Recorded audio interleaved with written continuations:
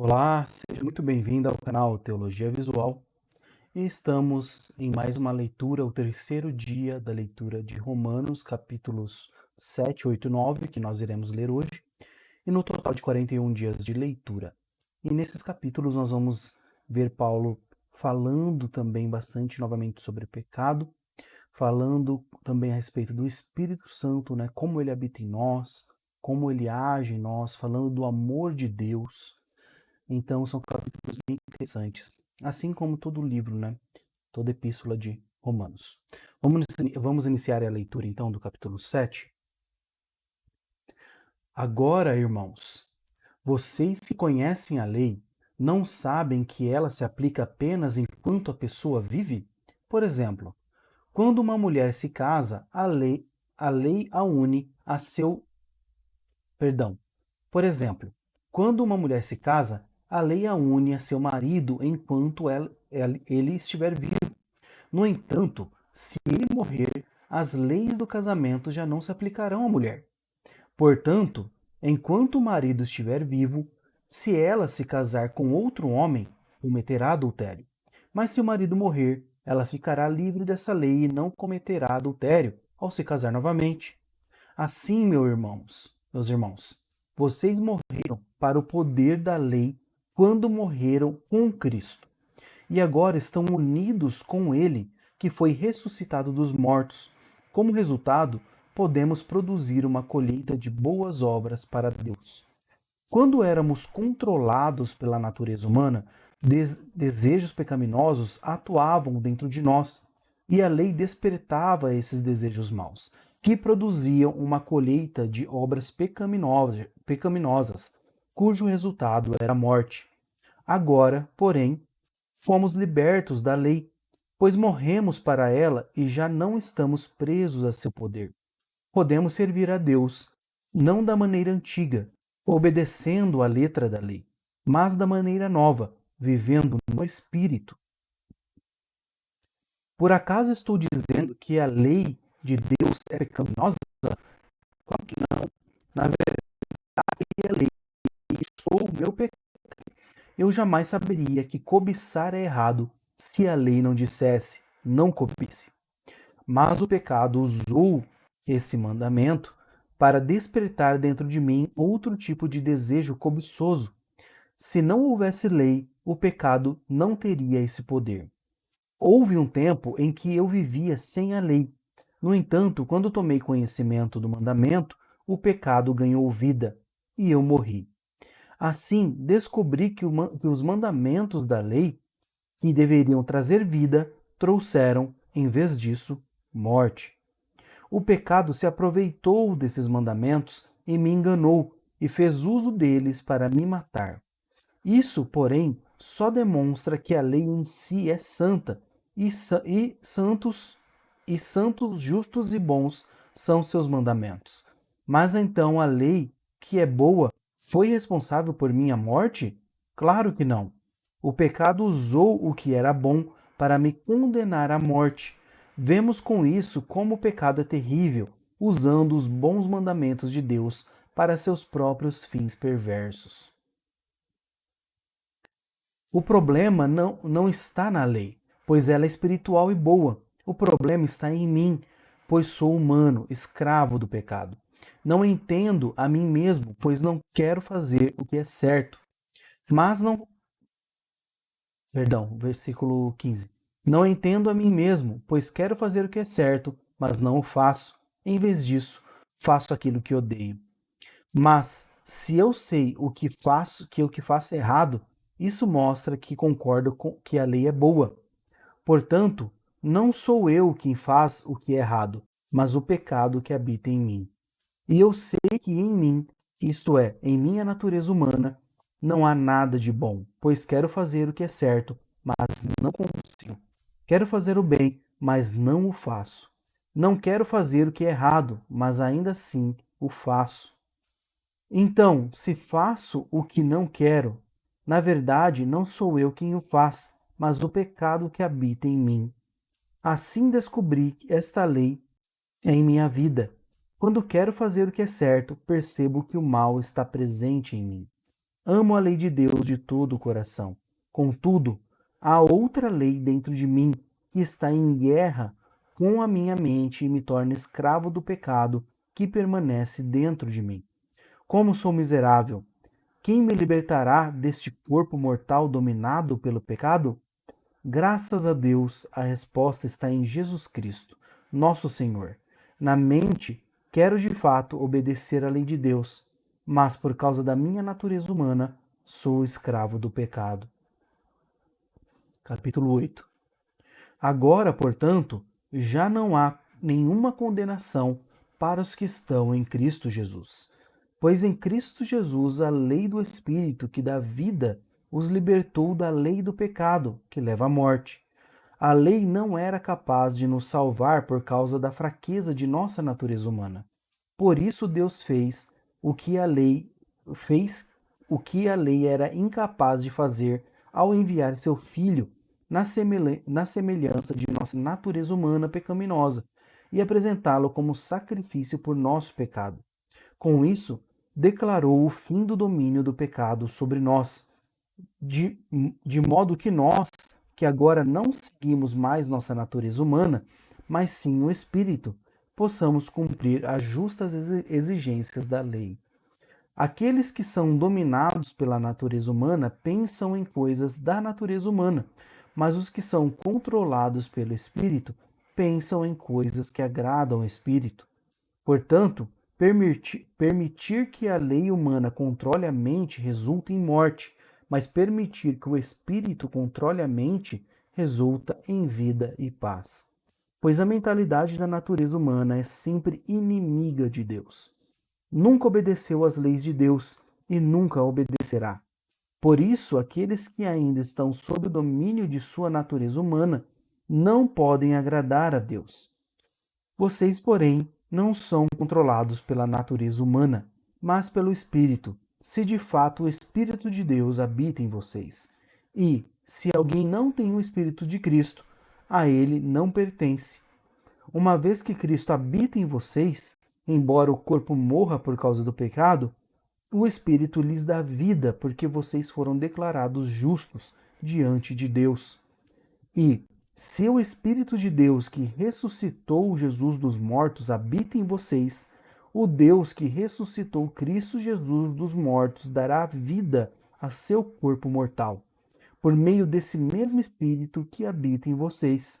Portanto, irmãos, vocês não têm de fazer o que sua natureza humana lhes pede, porque se viverem de acordo com as exigências dela, morrerão.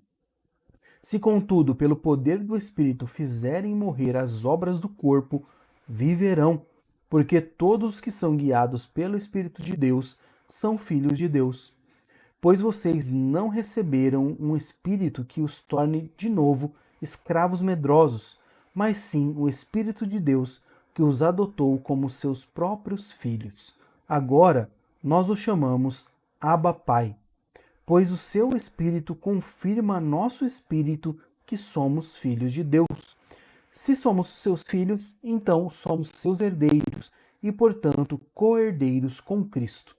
Se de fato participamos de seu sofrimento, participaremos também de sua glória. Considero que nosso sofrimento de agora não é nada comparado com a glória que ele nos revelará mais tarde, pois toda a criação aguarda com grande expectativa o dia em que os filhos de Deus serão revelados. Toda a criação, não por vontade própria, foi submetida por Deus a uma existência fútil, na esperança de que, com os filhos de Deus, a criação seja gloriosamente liberta da decadência que a escraviza. Pois sabemos que, até agora, toda a criação geme, como em dores de parto, e nós, os que cremos, também gememos, embora tenhamos o Espírito em nós como antecipação da glória futura, pois aguardamos ansiosos pelo dia em que desfrutaremos nossos direitos de adoção, incluindo a redenção de nosso corpo. Recebemos essa esperança quando fomos salvos.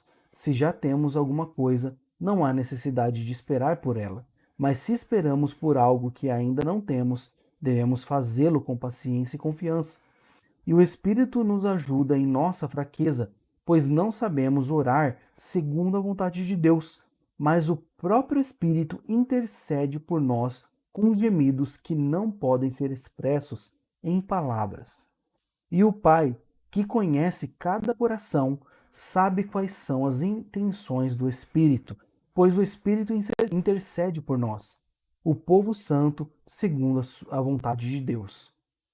E sabemos que Deus faz todas as coisas cooperarem para o bem daqueles que o amam e que são chamados de acordo com o seu propósito, pois Deus conheceu de antemão os seus e os predestinou para se tornarem semelhantes à imagem de seu filho, a fim de que ele fosse o primeiro entre muitos irmãos. Depois de predestiná-los, ele os chamou, e depois de chamá-los, os declarou justos, e depois de declará-los justos, lhes deu sua glória. Que podemos dizer diante de coisas tão maravilhosas? Se Deus é por nós, quem será contra nós? Se ele não poupou nem mesmo seu próprio filho, mas o entregou por todos nós, acaso não nos dará todas as outras coisas? Quem se atreve a acusar os escolhidos de Deus? Ninguém, pois o próprio Deus nos declara justos diante dele.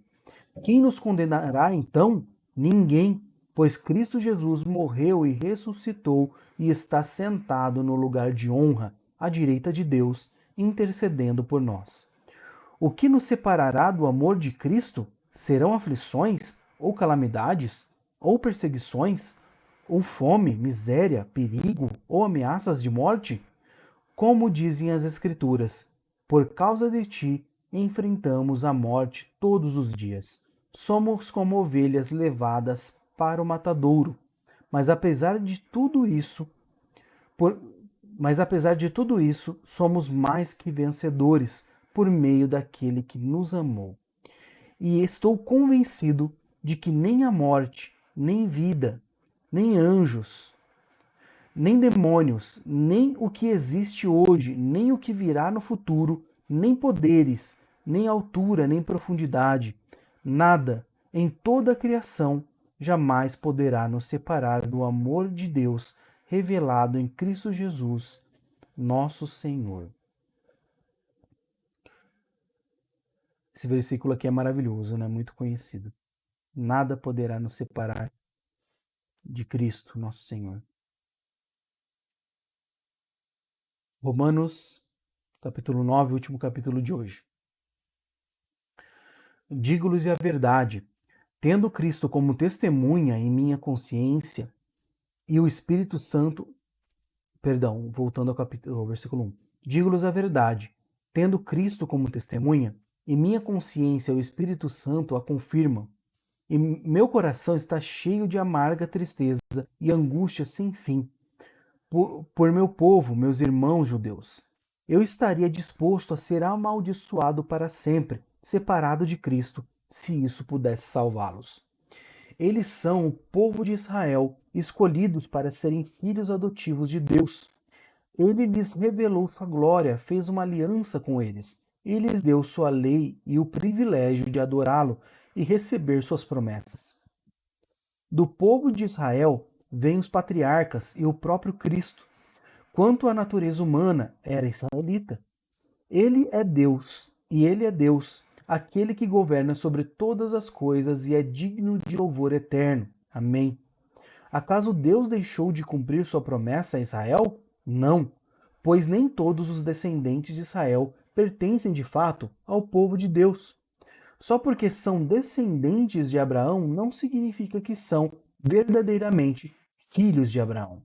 Pois as Escrituras dizem: Isaque é filho de quem depende a sua descendência.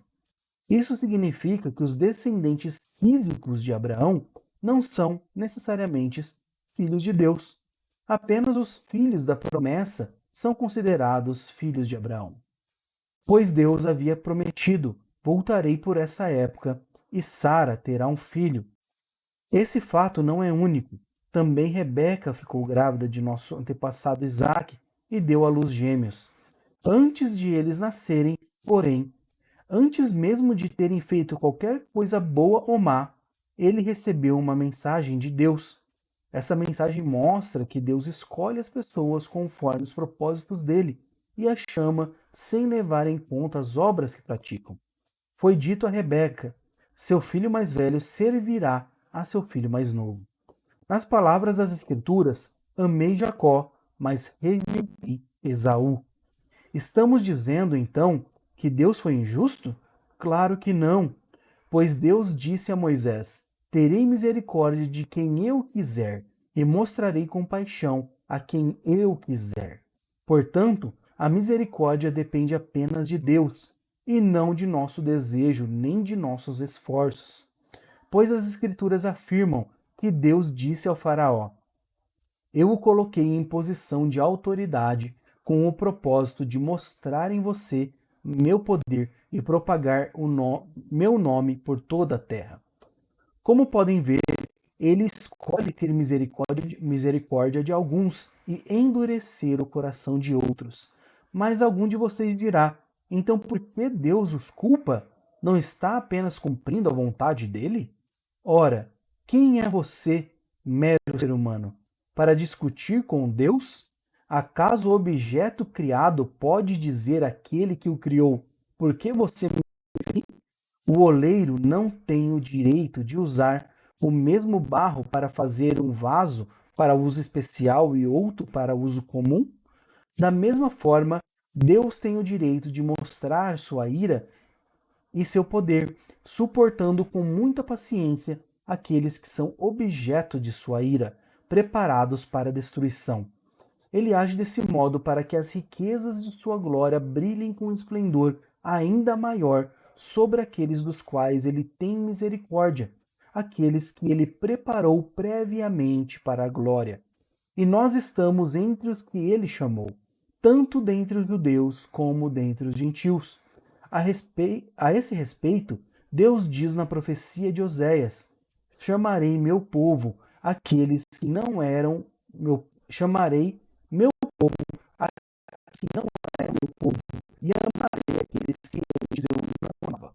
E também, no lugar onde lhes foi dito: vocês são meu povo, eles serão chamados filhos do Deus vivo. E a respeito de Israel, o profeta Isaías clamou: embora o povo de Israel seja numeroso como a areia do mar, apenas um remanescente será salvo, pois o Senhor executará sua sentença sobre a terra de modo rápido e decisivo. E como Isaías tinha dito em outra passagem, se o Senhor dos exércitos não houvesse poupado alguns de nossos filhos, teríamos sido exterminados como Sodoma e destruídos como Gomorra.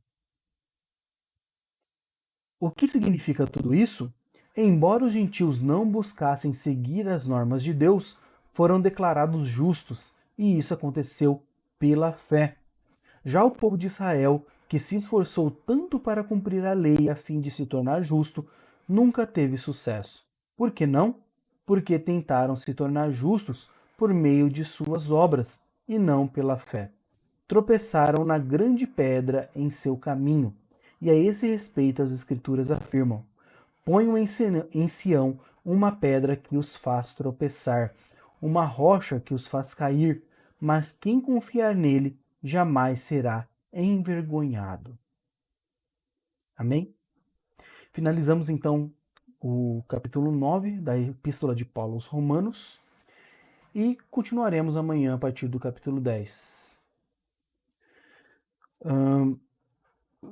Peço que meditem nas palavras, dediquem um tempo também, invistam seu tempo em oração, que é muito importante ter esse relacionamento com Cristo, orar de forma frequente, ler a Bíblia de forma frequente, é algo que faz parte da rotina cristã, né? De todos os cristãos desde o início, né? E isso é algo que deve permanecer, né? E muito por causa disso, a gente tem tido problemas, né? Muitos cristãos totalmente ignorantes quanto à própria palavra de Deus. Então, esse é o meu recado final para vocês. Continuem meditando nessas palavras. E nos vemos amanhã com mais uma leitura. Forte abraço a todos e até mais.